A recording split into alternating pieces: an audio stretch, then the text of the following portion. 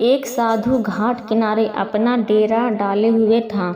वहाँ वह धुनी रमा कर दिन भर बैठा रहता और बीच बीच में उसी आवाज़ में चिल्लाता, जो चाहोगे सो पाओगे, जो चाहोगे सो पाओगे।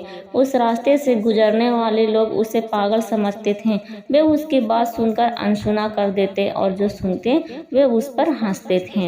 एक दिन एक बेरोजगार युवक उस रास्ते से गुजर रहा था। साधु की चिल्लाने की आवाज़ उसके कानों में भी पड़ी, जो चाहोगे सो पाओगे, जो चाहोगे सो पाओगे। यह वाक्य सुनकर वह युवक साधु के पास आ गया और उससे पूछने लगा, बाबा, आप बहुत देर से जो चाहोगे सो पाओगे चिल्ला रहे हो। क्या आप सच में मुझे वो दे सकते हो जो मैं पाना चाहता हूँ?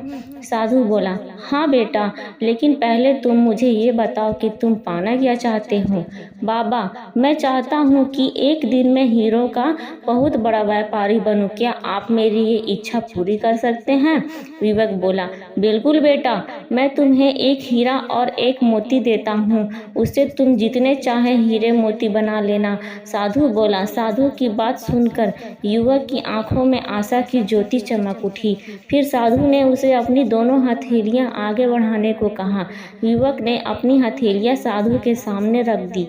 साधु ने पहले उसकी एक हथेली पर अपना हाथ रखा और बोला, बेटा, ये इस दुनिया का सबसे अनमोल हीरा है। इसे समय कहते हैं। इसे जोर से अपनी मुट्ठी में जकड़ लो।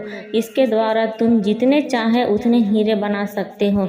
इसे कभी अपने हाथ से निकलने मत देना। फिर साधु ने अपना दूसरा हाथ युवक की दूसरी हथेली पर रखकर कहा, बेटा, ये दुनिया का सबसे कीमती मोती है। इसे धैर्य कहते हैं। जब किसी कार्य में समय लगाने के बाद भी वांछित परिणाम प्राप्त न हो तो इस धैर्य नामक मोती को धारण कर लेना। यदि यह मोती तुम्हारे पास है तो तुम दुनिया में जो चाहोगे वो हासिल कर सकते हो। युवक ने ध्यान से साधु की बात सुनी और उन्हें धन्यवाद कर कहा वहाँ से चल पड़ा। उसे सफलता प्राप्ति के 2 गुरु मंत्र मिल गए थे।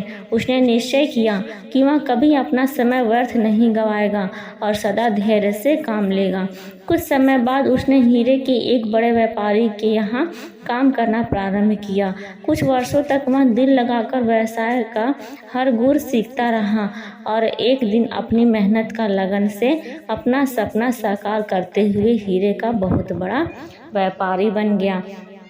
तो दोस्तों, हमें इस कहानी से यह शिक्षा मिलती है कि